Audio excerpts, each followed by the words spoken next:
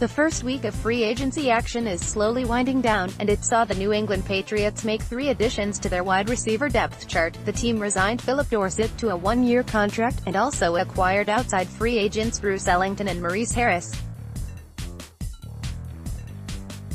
Furthermore, New England placed the original round tender on restricted and still suspended free agent Josh Gordon.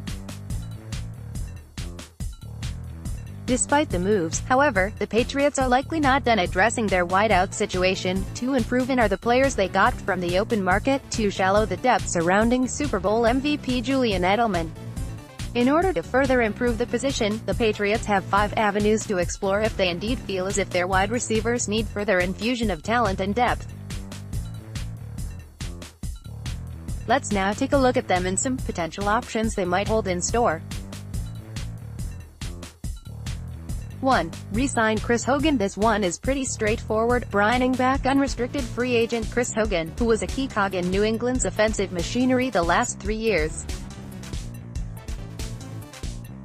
While his 2018 season was marked with inconsistent playing time and up-and-down performances, Hogan is an experienced player that has built a chemistry with quarterback Tom Brady, and served as the Patriots' second, third option in the past. While he is more suited in a rotational than a starting role, re-signing the 30-year-old would ensure stability within the group. 2. Sign unrestricted free agents. New England already brought 2 unrestricted free agents in by signing the aforementioned Bruce Ellington and Maurice Harris. There are still plenty of wide receivers available on the open market, however, and the world champions could opt to go back to this well to get additional wideouts whose markets apparently did not develop quickly and who might be available at a comparatively reduced price. The following players are among the more realistic options to potentially be brought aboard by the Patriots: Leonte Carroo, Randall Cobb, Chris Conley, Jordy Nelson, Demaryius Thomas. Cobb, Nelson and Thomas are the biggest names on the list. And even though they are no longer number 1 receivers, they are still capable options as 3rd or 4th wideouts.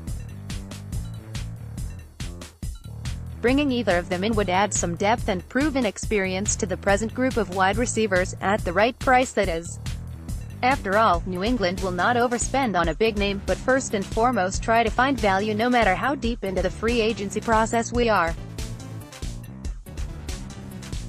3.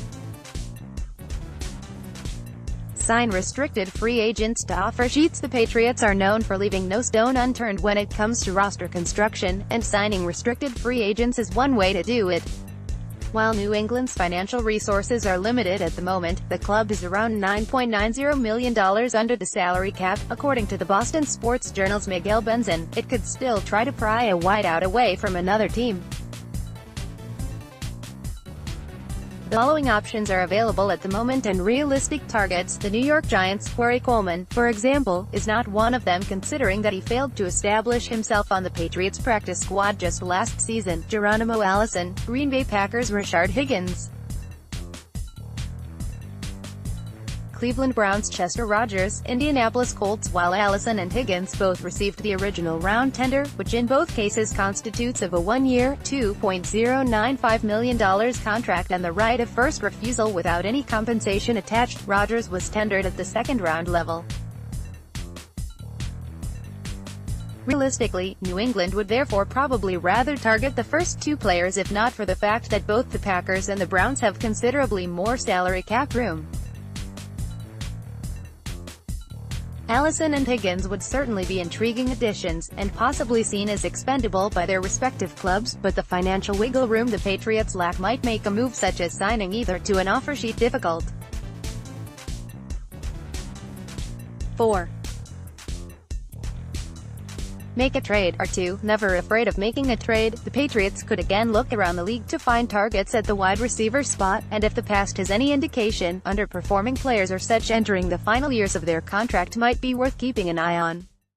There are candidates in both categories, but the following appear to fit what New England is lacking at the moment and might therefore try to target. A.J. Green, Cincinnati Bengals. John Ross, Cincinnati Bengals. Tajay Sharp, Tennessee Titans. Laquan Treadwell, Minnesota Vikings. Green is by far the biggest name on this list, given that he is still among the NFL's best wide receivers. Acquiring him would therefore likely not be cheap despite his comparatively advanced age. He will turn 31 in July. His recent injury history and his $15.7 million cap hit in 2019, one that would have to be restructured to fit under the Patriots. Nevertheless, the veteran would be a tremendous addition to New England's offense due to his athletic skill set and outstanding route running.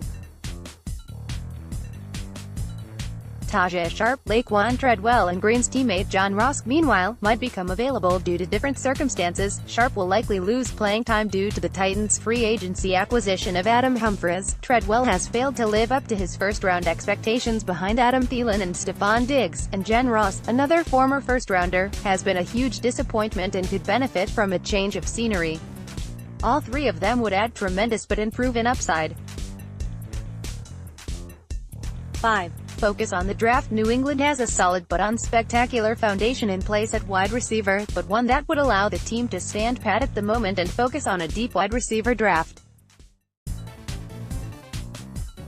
From early round options like Alabama's Riley Ridley and Georgia's Deebo Samuel to mid-round prospects like UMass Andy Isabella and Hunter Renfrow, the position has plenty of depth at various wide roles. New England could therefore afford to try its luck via the draft, a crapshoot to a certain degree, but one able to pay big dividends.